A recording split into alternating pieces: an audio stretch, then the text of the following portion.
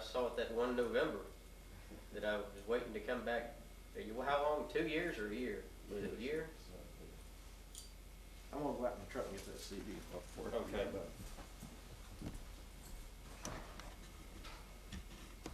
She was taking on the front porch. Oh, was it? This is the one that you were telling me about. Yeah. It's got a lot of different people on it, a lot of different styles, a lot of different music. Do you have time to pick your tune on the guitar? Sure. You sure? Yeah. This picture is taken on the front porch. Pretty much banjo. And there's 8 people on it, different styles. Will Keys is on it. Okay. Now Paul David Smith is on that too. He plays a melodic 3-finger style fiddle back at it. He plays with a fiddler up in Kentucky named Snake Chapman. Snake Chapman is a wonderful fiddler. And he just picks note for note with Paul David Smith. There's a lot of different styles on there. You know. Dixie Darling on there. Yeah, well, this little girl, Debbie Grimm, is from Virginia. She plays sort of the round peak North Carolina, Virginia style. She's a good banjo player. Somebody told me she won first place at Daylight. What kind of banjo are you holding there? Maybe number 7, I think. What's on the front? What 3 you got over here? One's that Gorda banjo. This one I long to fill up in an office team and did this, and that's Silver banjo record. Oh. You know something I found in that brochure on the videotape card, listing of folkways, they got Cousin Emmy. Yeah. They do also a rap. I want to order it. Yeah. And they got Wade Maynard. Wade, and I love his music. He plays a beautiful 2-finger. Yeah. A lot of people in North Carolina, Kentucky, and Virginia started imitating Wade Maynard when he started playing 2 fingers. Didn't he die recently? Wasn't there a father and son or 2 brothers? One of them still living. It was last time I knew. He might have died very recently. No, Grandpa told me, well, it's been 3 or 4 years ago now, he was up there and he said, oh, another old time banjo figure just died. And he couldn't think of who it was. I thought, you know, I don't think Wade Maynard.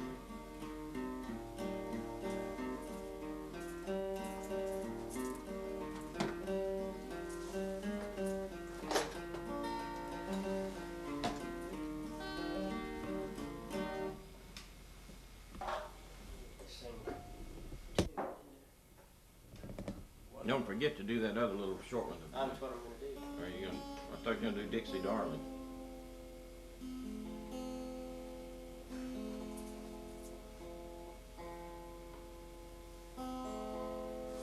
If you go over to that jam session that you'd enjoy going over to, you ought to go with him over to Dan Nichols. Dan Nichols is a retired railroad man. He's an old-time Florida fiddler, and he has a jam session in his house mostly for fiddlers, but banjo. They like for banjo players and guitar players to show up, play with him. And it's just really nice. It's every Wednesday night, starting about 7:30, and he lives. If you go under I-4 on Lee Road, the first street past the first light is almost right there. It's right next to I-4. It's Alloway. You turn left on Alloway and go down to Malone. I gave you his number, didn't I? Mm-hmm. You ought to call him. I think, yeah. It'd be real good for him to play over there. He learned some fiddle tunes. That way he'd be playing once a week. We talked about going, but it looks like Wednesday nights is a bad night because that tile business he gets in late usually Wednesday nights.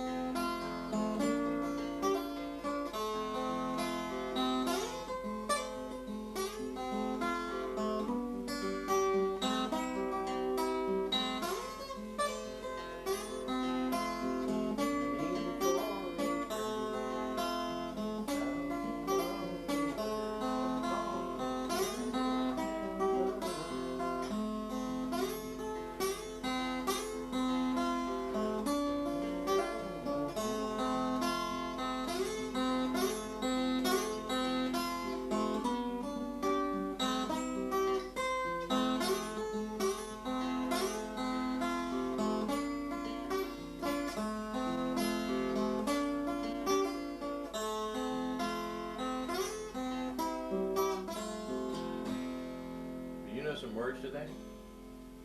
That's Sweet Dreams of George, Kentucky. George knows some words to that. Well, I was thinking it was about the same tune as all around the what did I've been all around this world. all around the, no, let's see, standing on I was standing by the water tank. All around yeah, the water tank? all around the water tank, waiting for a train. Yeah, waiting for a train. That was Sweet Dreams of Kentucky. That was, Grandpa said when he was about 11, that was the first song he ever learned Is that right? how to play. That's a pretty tune. There that was you some- played there. There was some, a man and his two sons cutting timber on the, where the Jones family lived. And they stayed in a tent, and they had a guitar, and they didn't want the guitar to stay in the tent, so they brought it up to the house, and Grandpa said when he was a boy, he'd sneak in the room and play on it. And then the boys, when they figured out that he wanted to learn how to play, they showed him that song. Yeah. The song he wanted you to hear is we don't even know the name of it, it came to Kentucky in 1805.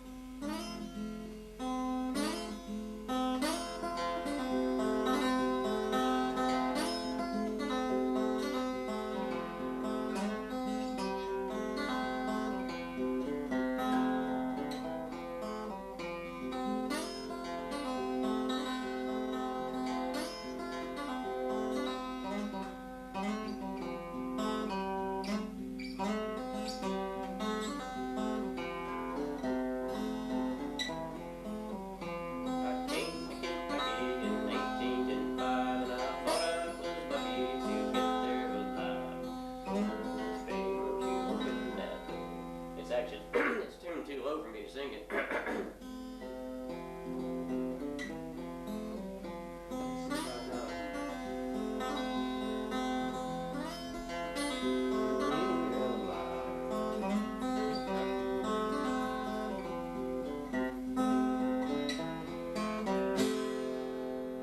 Maybe I can find you a kippo. I've got one. Have you? There ain't much words to it. How you got that tune now? Spanish tuning. Spanish tune.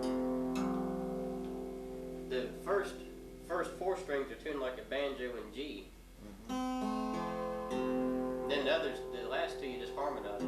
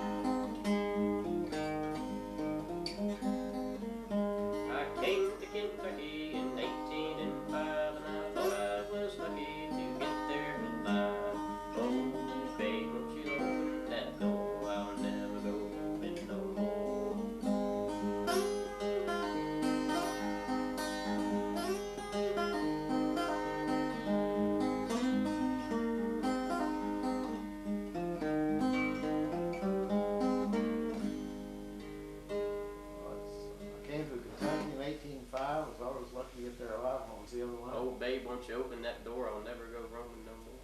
Okay. And that's all he knew of it. I'll see if I can find that song anywhere. It's easy to get into that tune, and you just tune your first string down. I don't know how many frets to get to that, and then you just tune these last two. Oh, let me see. I can figure it out. Tune the first string down. It's a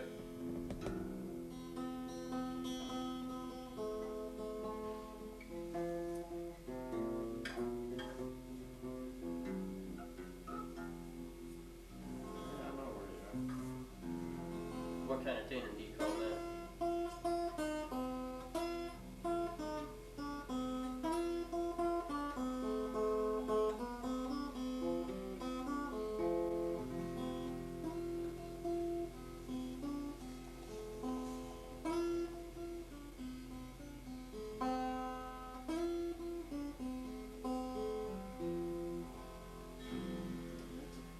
tune. I never used that tune before, but I certainly will on my guitar band. You can play John Henry in it.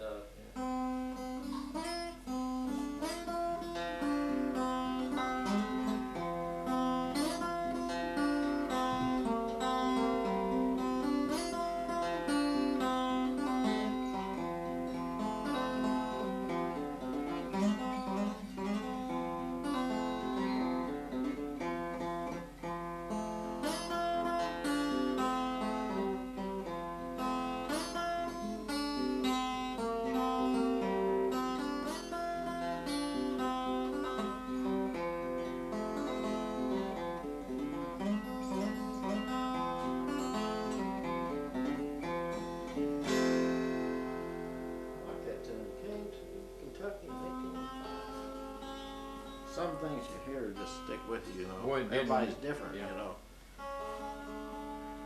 I used to pester him so much to sing for me when they'd come down, and they'd sing sometimes 3 or 4 hours. They'd just hunt over things, and you know, like the old stuff, and you just think of old stuff and play it and do it, you know. Yeah. Have you ever heard them do the one when the bees are in the hive and the honey's in the comb, that old tune? I don't think so. For years, he never sang it for him. Then one time he did, because it's such a long tune. I guess he didn't want to get into it, and we were sitting around there, my mother and my aunt, him, and all of us in the living room, and he played it. And I always asked him, I said, where'd you learn that? I always says, I don't know. Ramona said, well, probably Bradley Kincaid. He says, no. And then my mother said, we used to sing that on the farm. He said, yeah, they taught me. My mother taught him to sing it to him at night when he was asleep. It's just an old song. Yeah, Philip ought to be sure to learn all those. He does. He's got it. He knows it. Yeah, that's great. You got time for one more? I've got time for as many as you want to sing. I'm going to do that. Now I want y'all, this time I want you two to do something together. All right? Will you? I will try. Okay. This is when the bees are in the hive. This is the one I was telling you about. I'll try to get it right.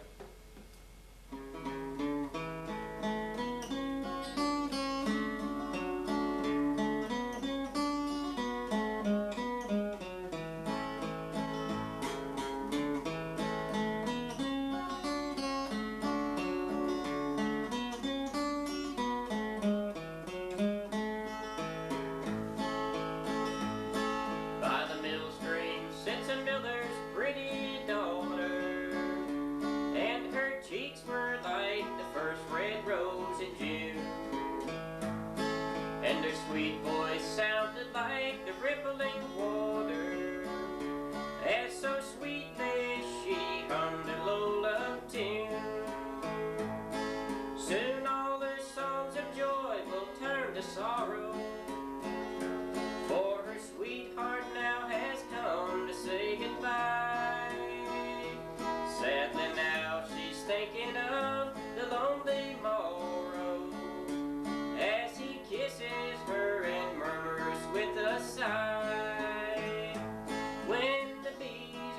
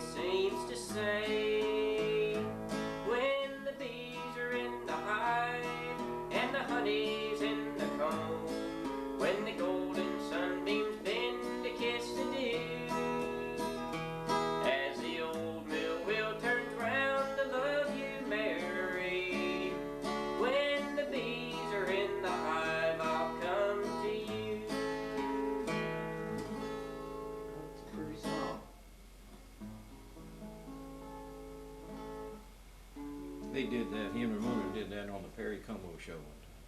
I'll never forget it. He did it on Hee Haw too, of course, on the opera.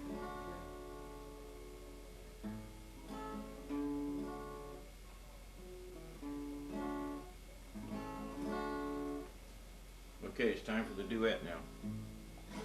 I don't know. See, doing a duet is not, it's, I've never played with anybody, you know what I mean? I'll try it. You wanna play the guitar? Or? Banjo. Yeah, why don't we do that? Let's No, just banjo. banjo. You gonna do it that way? It'd be kind of hard with two banjos. Yeah. Okay. Somebody's got to play lead, somebody's got to.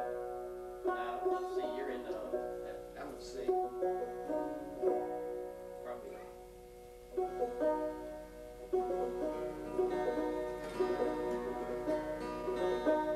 That's it. Now, what are you going to play? You got to help me out on this. Sort of like John Henry, really. What kind of.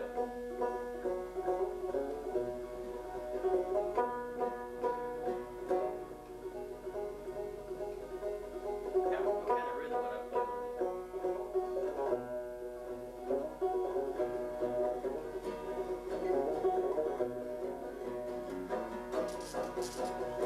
Where did you get those high top shoes?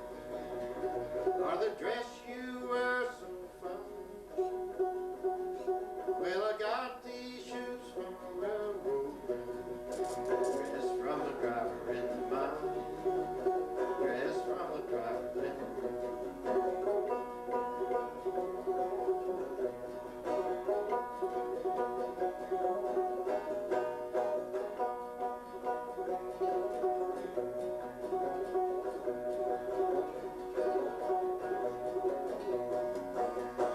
You need not mind my high top shoes. Now the dresses I wear so fine. There's coming in a man westbound train. Gonna buy me brand new hair. Gonna buy me brand new hair.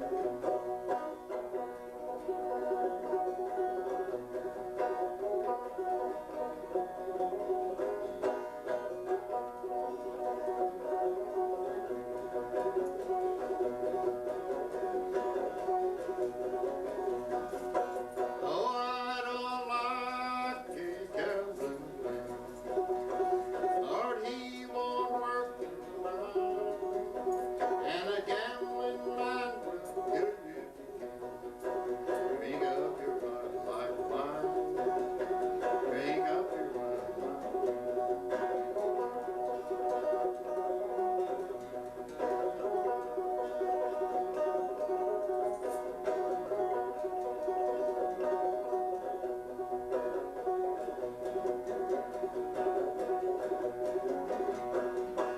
Oh, where have you been, my pretty little miss? Oh, where have you been all day? Lord, I've been around the bend from Rowdy Lane, strolling in with sweet babe's arms, strolling in with sweet babe's arms. That's good. Tough to keep up with. Get your banjo on. Y'all pick something else for the banjo. All right.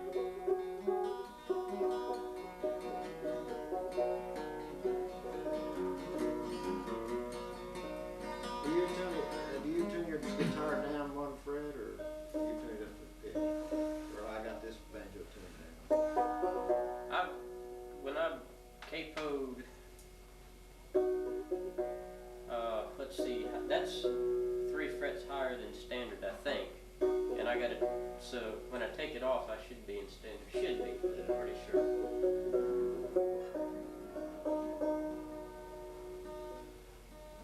You want it? I got it. See, he's got the banjo tuned way down low. I got mine tuned high. To play together, one of us would have to. He'd have to pull his way up, or I have to pull mine way down. And neither one of us really want to do that. It's sort of hard to do.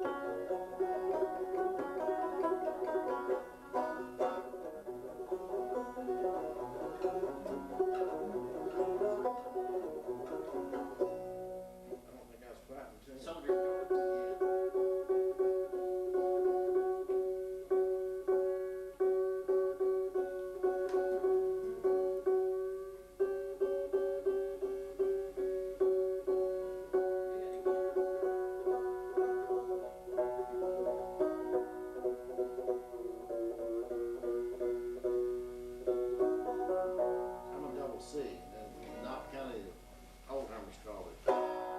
Love Somebody. That was one of the verses and so did George.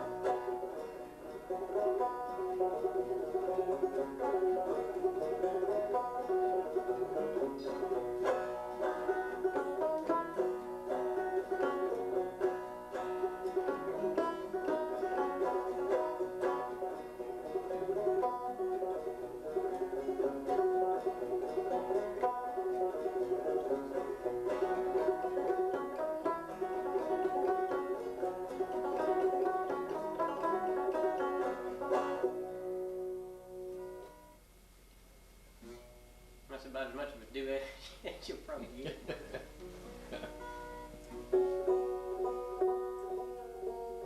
You play that Kentucky song on the banjo? I came to Kentucky. I could play it on the band.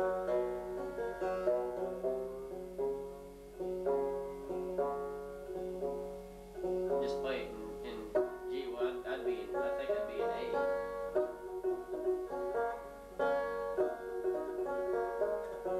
Sing back. I don't know if I got this quite too or not.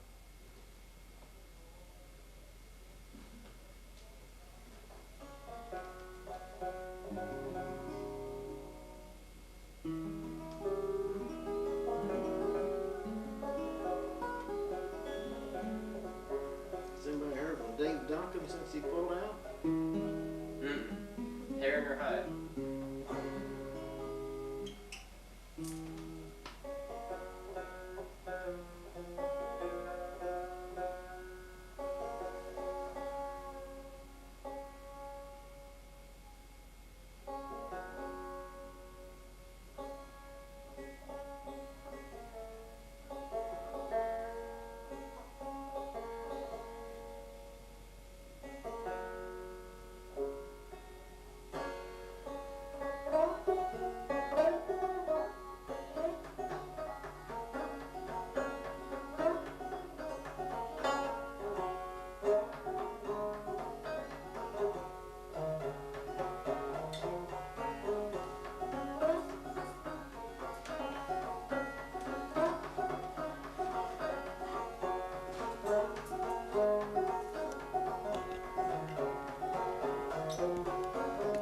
I came to Kentucky in 1905, and I thought I was lucky to get there alive. Oh, babe, would you open that door? Yeah, this is too low too. But you could do it on the banjo too.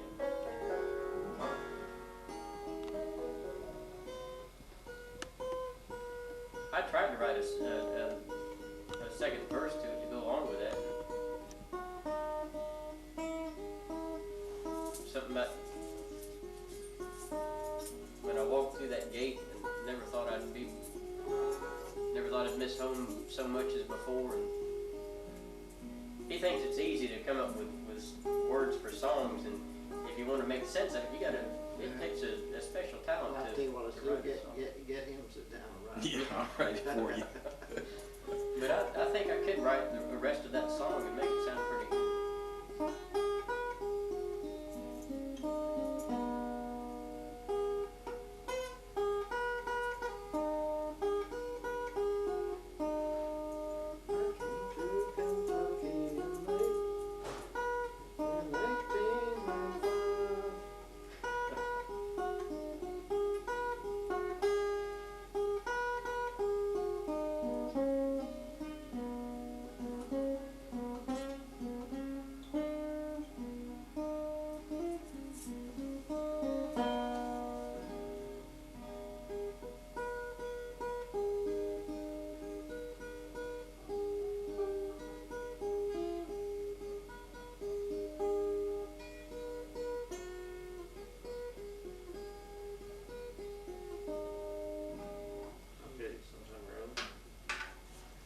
I thought there was something you wanted George was gonna show you on the banjo. You said something about some kind of tune that. Oh, Morgan's.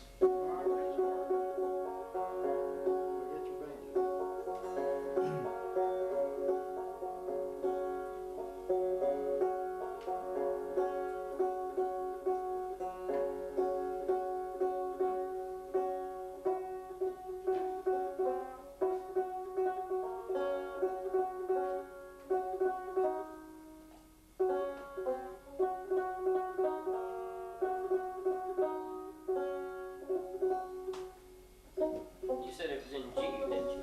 Yeah. I'll watch you because we're two different.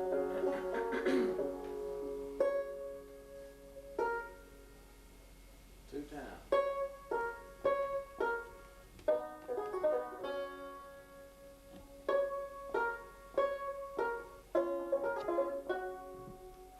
Let me play it fast.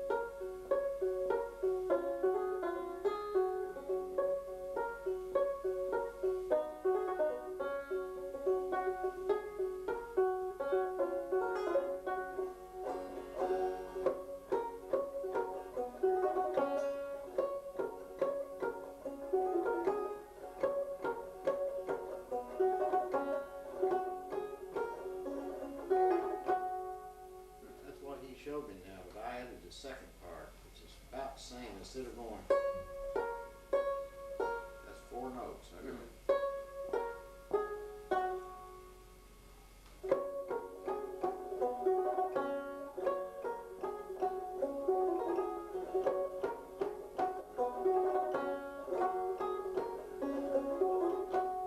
that is instead of going.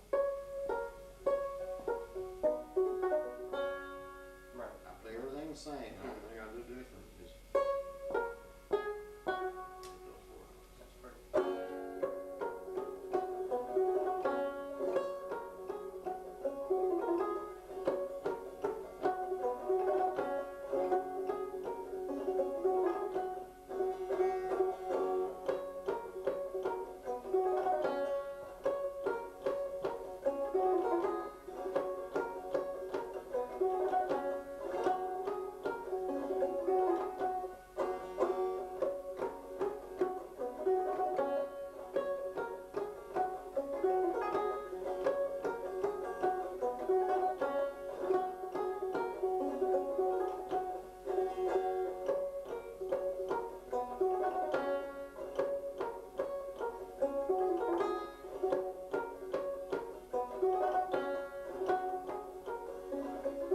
We just do the same thing over and over. You know, did he tell you how old that song is? The fellow that taught it to you? He said he learned it from his grandfather. So his grandfather's name was Sam Combs. He said his grandfather hid his horses and cattle when General John Morgan came through, marching through. Yeah. Now, his men, when he came through in 63 or 64, were basically a bunch of robbers. Yeah. I mean, some of his own officers were opposed to what was happening because they did things that contravened what Well, they were pillaged. supposed to be done. They pillaged both sides. Yeah. So he said his grandpa hid his horses and cattle because he knew they'd take them. Now this is in Kentucky. Yeah, in Kentucky. In the Lecture-Knott County area. No, Drake County. no, where's that? Northwest, southeast? See, he came through Pound Gap from Virginia. That's coming up Route 23 on the map today. Uh-huh. And it goes right across the Pound Mountain into Jenkins, Kentucky.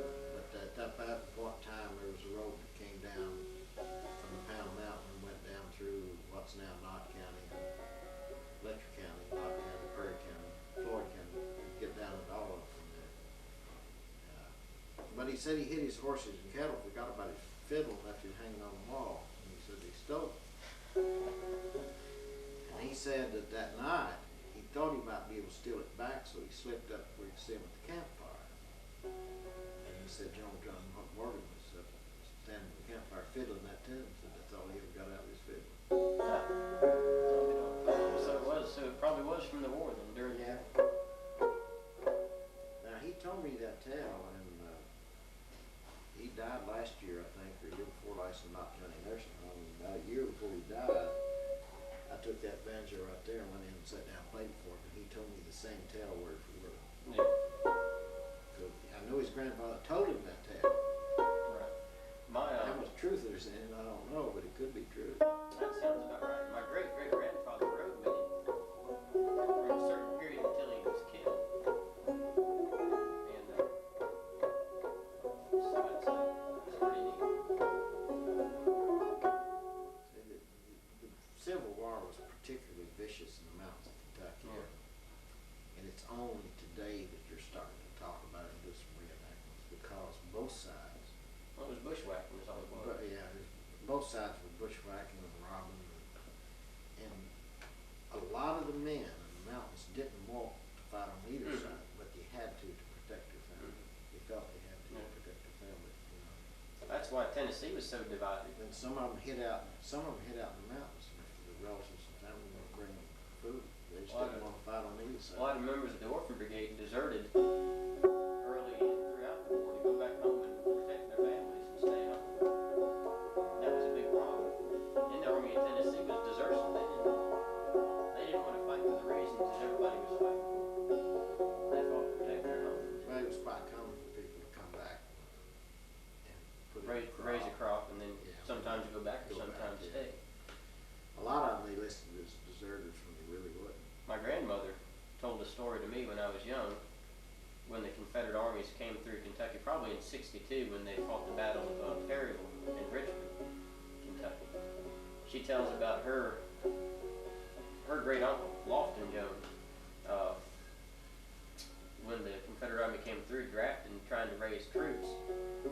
Her great-great-grandmother took out the Bible, or her granny, it was granny, it wasn't her granny, took out the Bible and set his birthday back about 3 years, because he was 20 years old at the time, so they didn't get him.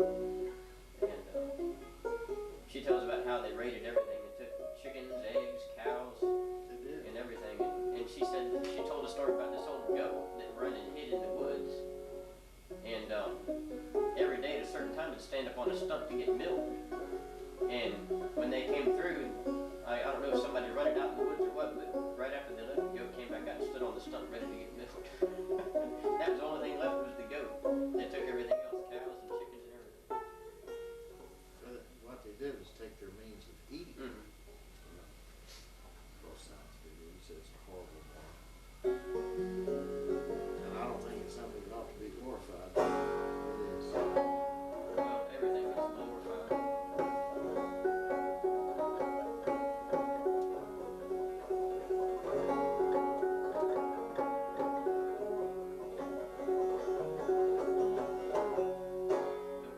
The way that most of these reenactments go is that the people, me and my buddies try to go through without being shot at, try to go through what the soldiers went through. We eat, try to eat the same things they did. We don't have big tents with coolers in them like all these other people do. We sleep right on the ground in the cold or the rain or the heat or whatever. There's so many of them they don't even know what it's about. They just think it's fun to go out there and dress up and shoot a gun. And, everybody does it for different reasons, I guess.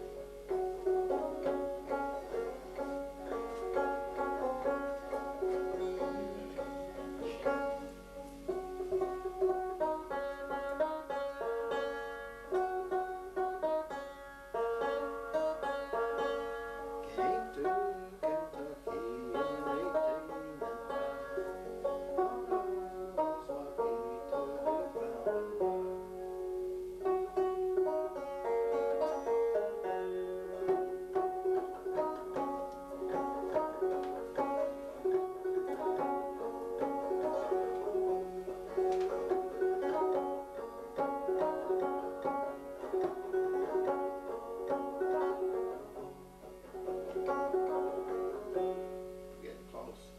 think you like that tune. I do. You want to do a collaboration there, Philip? You need to put some proof on my first stuff.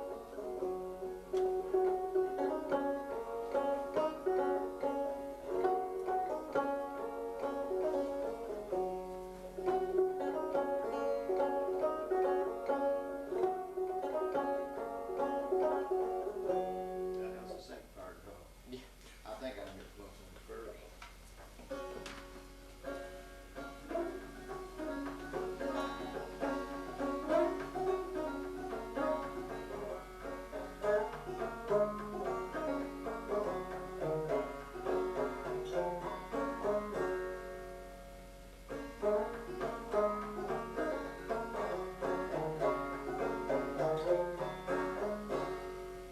I would tune the guitar to that tune we had it in on. This is about a 1935 Gibson, we call Century. Yeah, in 1933 we had the Chicago's World Fair. They call it the Century of Progress. So this is a pearl wood fingerboard with rosewood inset and with pearl inset. What's pearloid? Is that It's imitation? plastic. Imitation. Plastic. So they call this the Century guitar, and they call it the LC. They put the same fingerboard onto mandolins, banjos, and our style guitars. Some guys collect them and get one of these instead of this fancy.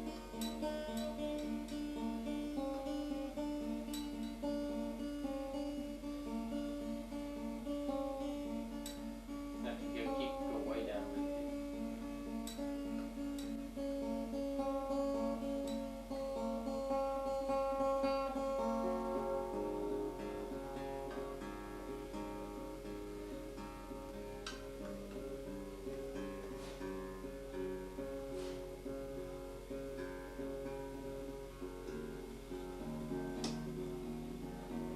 Down, down, down.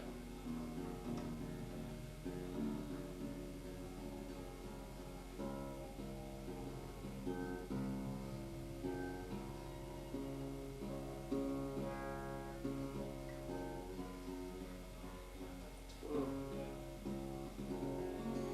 Yeah, that does better than I can.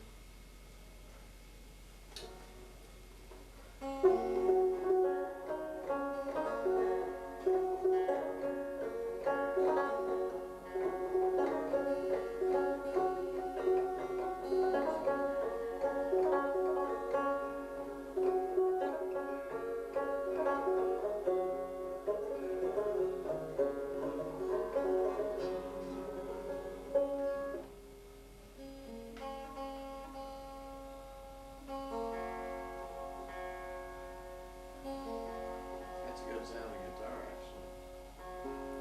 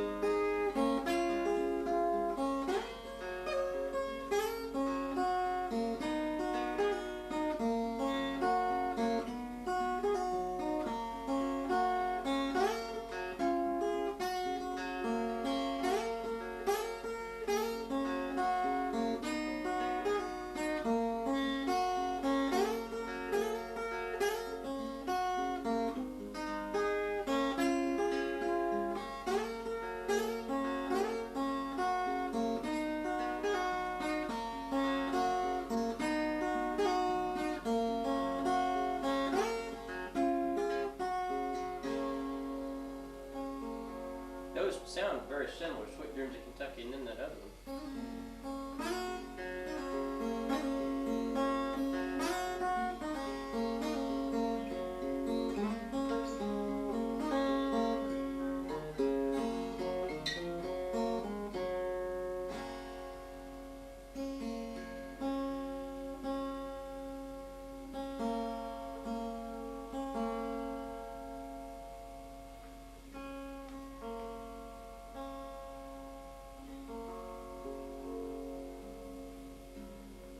Oh, there's a guitar show next weekend in Tupperware. I usually set up there. You know where that is? Yeah, The Tupperware. yeah. On the weekend? Yeah, Friday and Saturday. I mean Saturday and Sunday. I'm eventually looking for a guitar, a small bodied guitar like, what size? Yeah, Like the size of that, yeah, I know what you're that talking right in there. It's really got the good sound to it. Nice and bright. Now, guitars, just like banjos, sound better usually if you have a good neck on. This one right here is. I've had bluegrassers pick this up. Their mouth drop open in astonishment. Yeah. Because the Spanish guy down the street built this for me. This is the first steel string guitar he ever built. I've never had a pickguard put on. I wanted to put a Gibson style pickguard. What I did was take down my favorite guitar, that L2. Now there's one in the museum up at North Tennessee that Grandpa Jones gave to the guy to put in there. You seen it? No. Okay, you see the second one back there that's got the little sunburst with the gold sparkle binding around it? Mm-hmm. Grandpa Jones told that fellow that was his first guitar. They're wonderful guitars. It's a late 20s L2. Uh-oh. What do you do? This.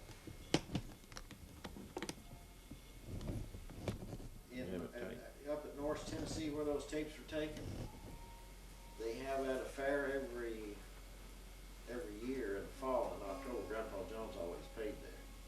And he must have been pretty good friends with that fellow, John Rouse Early, because he gave him this L2 to go in the museum. Yeah, it had to be. But this is the one he built for me.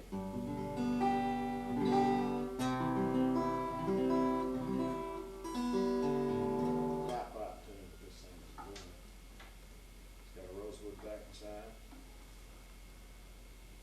This is, I don't think this is a spruce top, maybe this is, they made them out of cedar. I believe this is a cedar top. I believe. And what else is it? It's sometimes hard to tell the difference depending on how you color them. But anyway, cedar tops they use a lot for classic.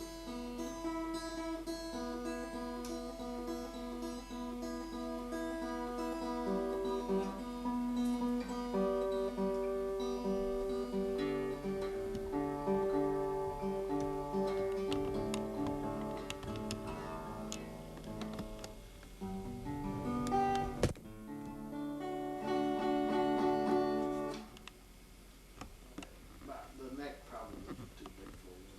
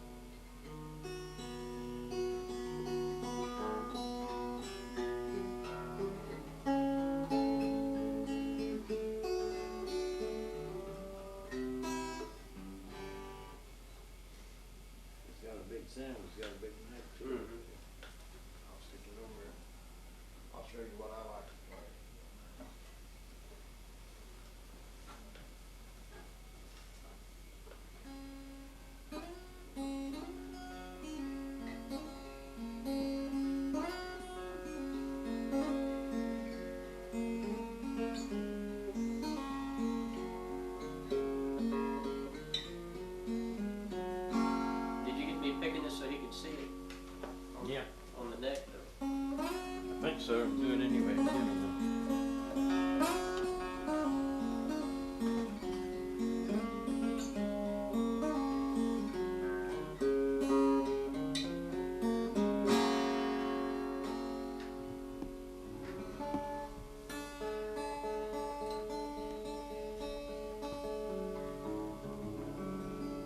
Got this tune in some weird tune. Maybe not.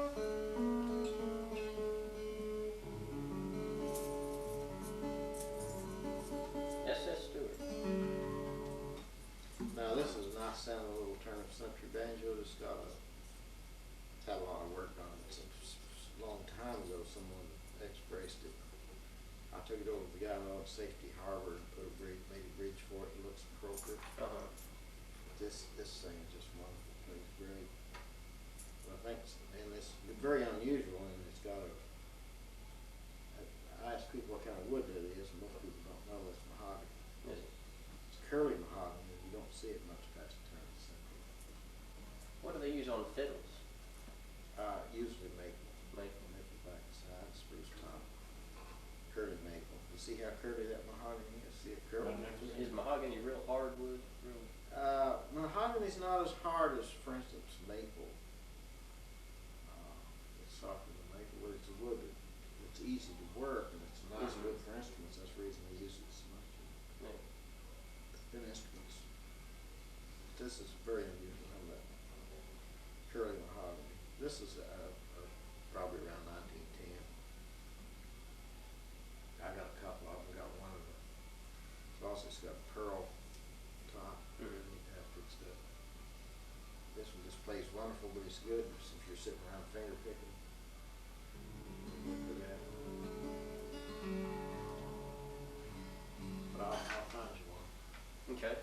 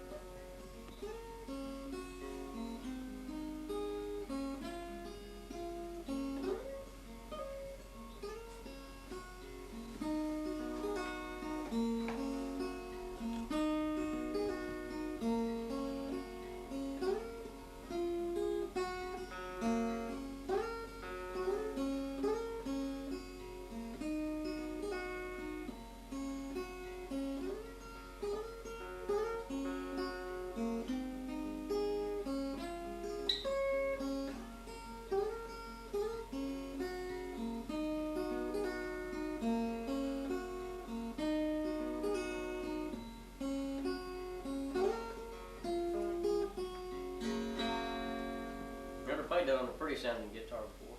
Can I play that song? Sing that song one more time for me about Kentucky. You might put a capo on here, that way I can sound a little bit better on it. Don't sound like a bullfrog. Glad to have it because they like to have a banjo picker and a guitar picker there. They help the fiddlers. And they play all those fiddle tunes, which you probably ought to learn. You might know a lot of them already. They play Mississippi Sawyer. I think that's Dan Nichols' favorite tune. I can't play any of those fiddle tunes. I just never tried. I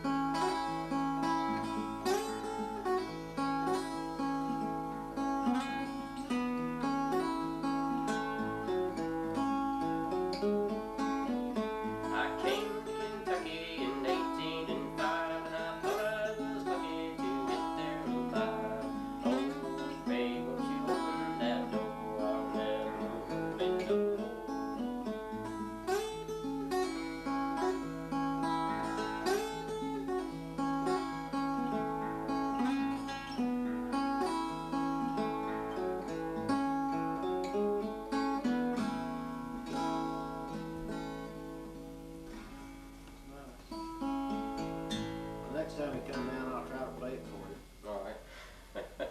Well, you probably have all the words. We have 2 or 3 more verses to it. If I add any verses, I'll give them to you. Maybe yours after that. I'll try to think up some. I just haven't ever put any. I like it because of its historical connection. I'm doing research on the banjo in Kentucky now. Are you? And I've got quite a bit written. And the reason I'm doing it is there's a professor up in Pennsylvania or Maryland named Bob Wiemens, I know him. He wrote for a journal called the Journal of American Folklore, and it's where all the scholarly folklorists write articles. He wrote an article that proved that the banjo was brought to the mountains by minstrels after the Civil War. And I know that's bullshit. There's photographs of colored soldiers, Union colored soldiers, picking a banjo. Yeah, I know that. He knows that too. But see, the problem is, he says I can't find references to banjos in the mountains prior to 1830. Well, you know, he wrote an article to prove his point, and it's all very shaky. He assumed that white folks learned to play the banjo from black folks after 1800, and that's not true. They were playing it a long time before that. And I found quite a bit of proof to the contrary, but the best one I found was there was a doctor who was he was the most influential Midwest doctor, and he ended up as president of the college. But he was born in 1785. His parents moved from New Jersey. They came down through Pittsburgh, got on the Ohio River, came down to Maysville, and got off and went inland a few miles. And bought themselves a farm right in the wilderness, in 1785. And he was there on the farm with them until 1800, when he was 15 years old. They took him to Cincinnati to study under a doctor in Cincinnati. He was the first person to study medicine in Cincinnati. And then he went on to study medicine in Philadelphia. Became a very well-educated person, probably the best doctor on the frontier. And, but he had a very vivid memory of his childhood days, and his children kept asking him to document it. He did in a series of letters to them. It's published in a book called Pioneer Life in Kentucky by Dr. Daniel Drake. And he talks a lot about an old neighbor. It was old to him. He was probably 60, 55 or 60. Called Rector, Mr. Rector. He called him Old Leatherstocking because he hunted. He was one of the guys that didn't raise a lot of produce. He raised enough to eat, but he hunted and trapped for him. And his favorite pursuit was hunting deer. And so Dr. Daniel Drake's telling about this, and he's telling about what all he did with the deer after he killed it. And he said, and he made fiddle strings for the banjo. And this was in the 1790s. Oh. So, you know, all the people like Professor Bob Wiemens and all of them claim to be very scholarly, but, you know, unconsciously they've absorbed all this bullshit about the mountaineers being totally isolated. They believe all that stuff. They believe you didn't have slaves up in the mountains. Hell, my ancestors brought slaves in the mountains with them from North Carolina. They brought them from Virginia to North Carolina. There were slaves in the mountains. There were black people playing the banjo in the mountains well before the Civil War, and white people. But I like anything that has a historical connection. And that's about 1805 is when he settled over where I grew up.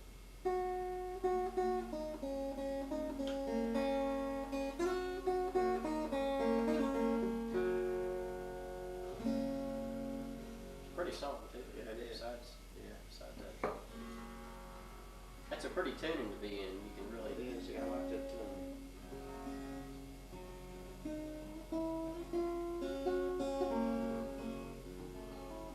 I think a long time ago I used to tune it a little bit this way, but I got more in tuning than motor tuning where I keep that in there. Mhm.